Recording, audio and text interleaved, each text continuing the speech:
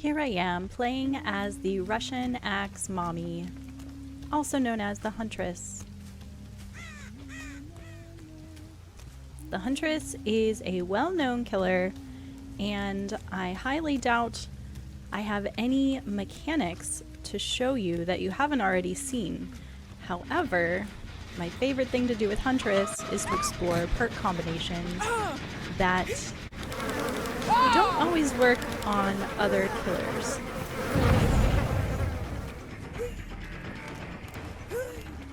I just so happened to run into what is clearly a Swift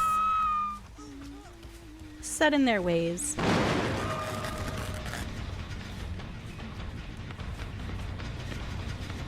The perk combination I'm using here includes all hex totems. Blood Favor blocks all pallets every time you hit a survivor.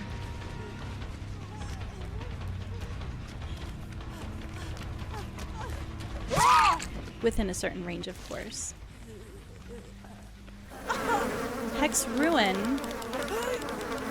regresses any generators that are not currently being worked on, as long as they aren't finished. Haunted Ground makes 2 dull totems, hexed totems, and when one of those 2 is cleansed, survivors are exposed for 60 seconds. My reason for running 3 hex perks is in hopes that they will cleanse all of the totems so that when I run out of perks, quote unquote, then I can use Pentimento. I've tried a couple games like this, and well, it's unclear when to use Pentimento. Should you use it as soon as totems start being cleansed? Should you use it when all the totems are cleansed? There are definitely pros and cons to each.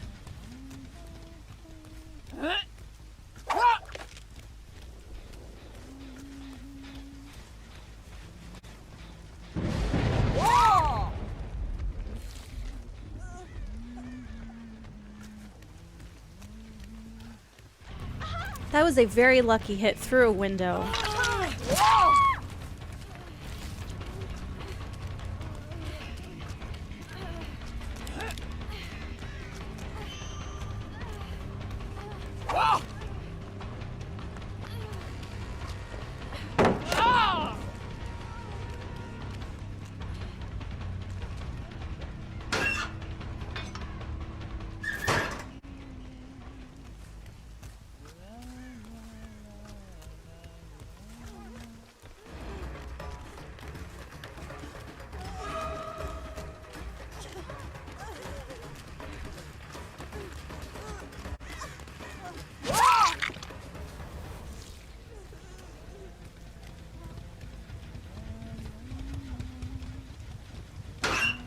Some background on Pentimento.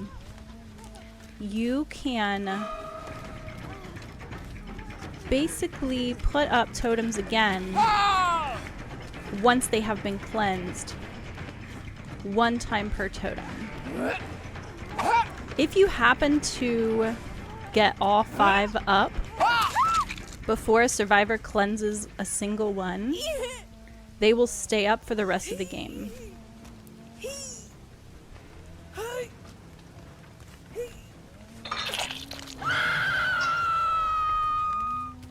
You can see the pros and cons for each of those. I have had games where an entire game went by and only 3 totems were cleansed.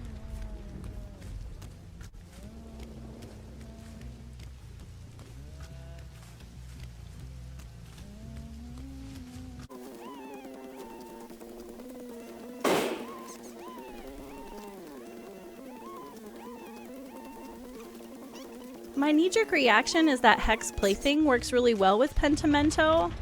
However, because Hex Plaything blocks the hexes for other survivors, the totems actually end up staying up longer And they just simply don't get cleansed as fast.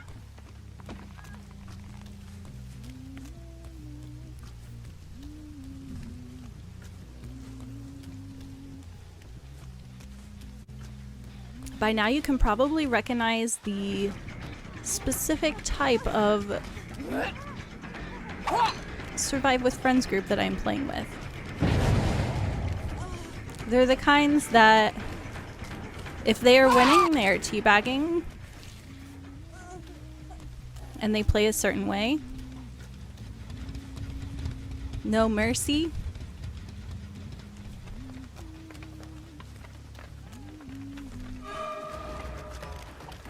I'm not a complete moron when I play killer.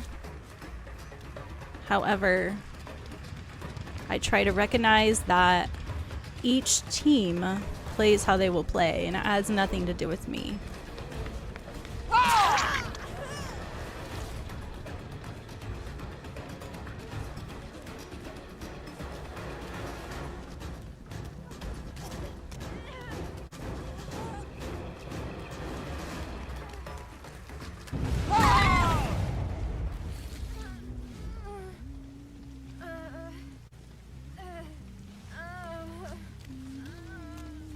And here's where the magic begins. The white totems are the absence of totems. And because I count 5, I start all the way across the map where I know no survivors are, and I begin rebuilding these totems. As soon as one totem is cleansed, I am not able to secure the permanence of them through the remainder of the trial.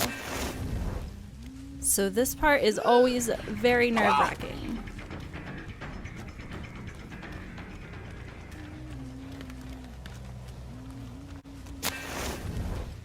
Cheeky little dead hard there. Nerf, please.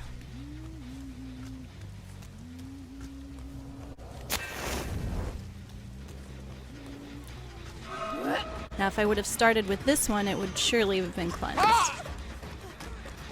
And now, I have probably secured the game.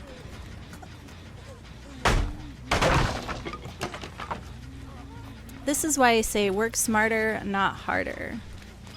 I do not need to be aggressive. I just need to not let them do generators.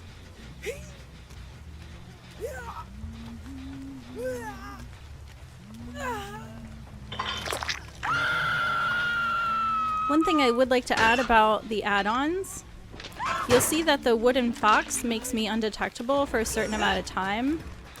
It starts right when you start loading, so the green gloves actually go along with it because it increases the speed of loading.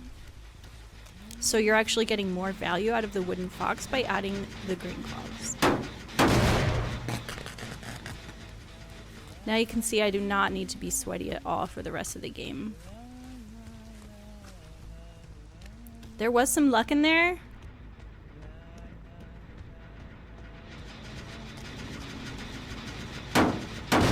However, the build speaks for itself.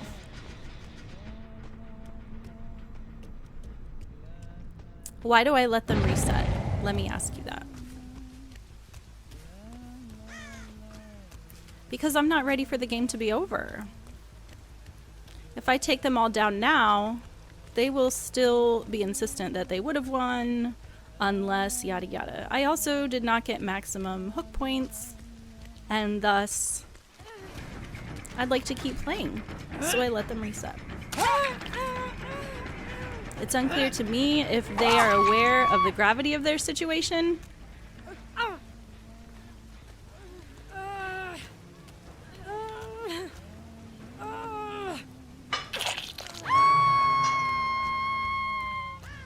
Keeping track of hooks, I am aware that Kate has not been hooked yet. And if I want to hook everyone twice before eliminating anyone, unfortunately I'm going to have to tunnel a little bit, which means I might run into this nice little perk called Decisive Strike. But again, we're working smarter, not harder. We can handle the stun, and we can handle catching her for a third time.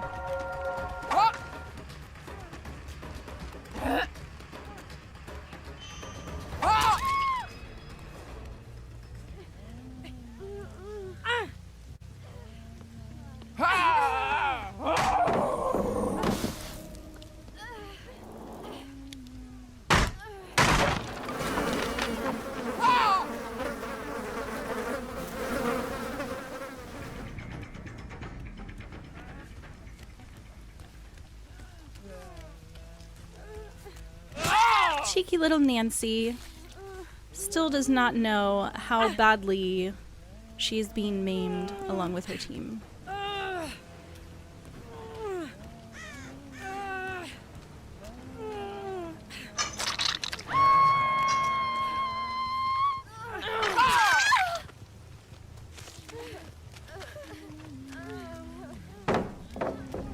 To explain a little bit more about Pentimento,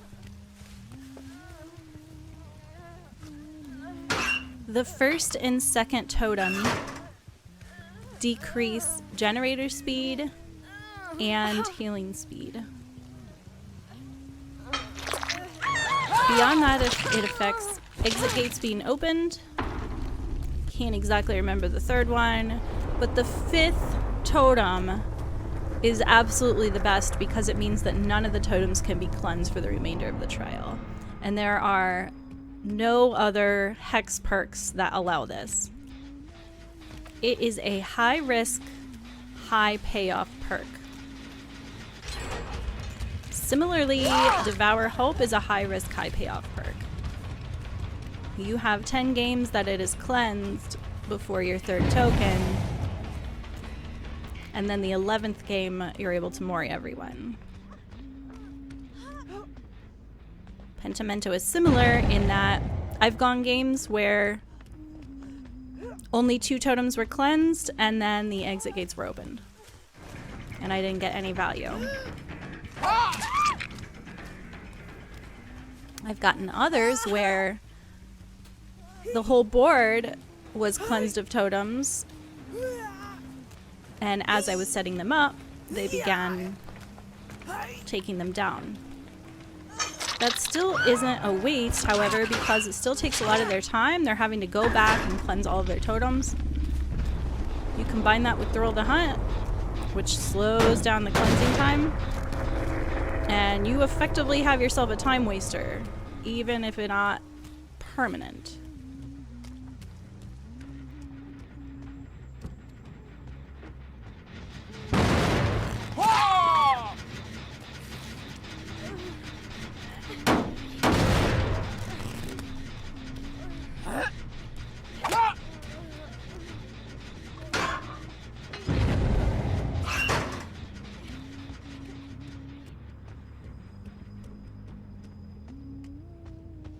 Bonus points if you can guess why I threw that hatchet for no apparent reason.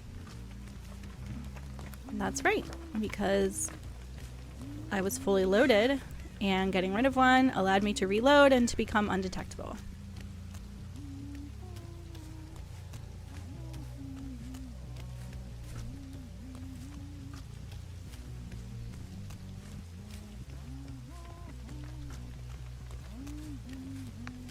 Hex Plaything has a similar play style in that it blocks totems from all survivors except one from cleansing it for a certain amount of time, which really does slow down the ability to cleanse the totems.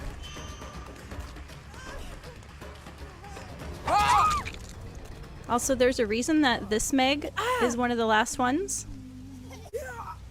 as she is the weakest in chase.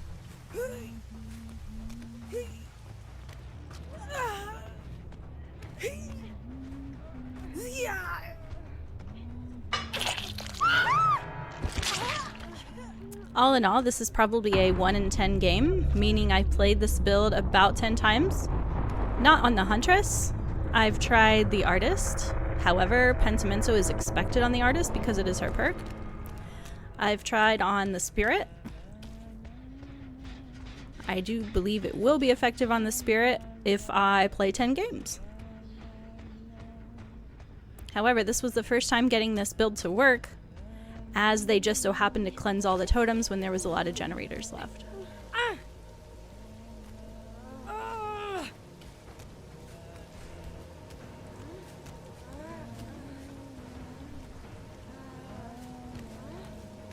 I really do enjoy Blood Favor on the Huntress, however. It is a very, very quick way to get it down. And the good news about Pentimento is Once they cleanse all of your totems, it's neither good nor bad. You don't have to feel bad about your totems starting to disappear because it means you'll finally be able to use your last perk. And Kate wasn't that bad, so in the sake of team spiritedness, I did give her the hatch. Thanks for watching. I hope you enjoyed. Please tune in for some other exciting builds and my take on them. Let me know what builds you have used and maybe I'll give it a shot.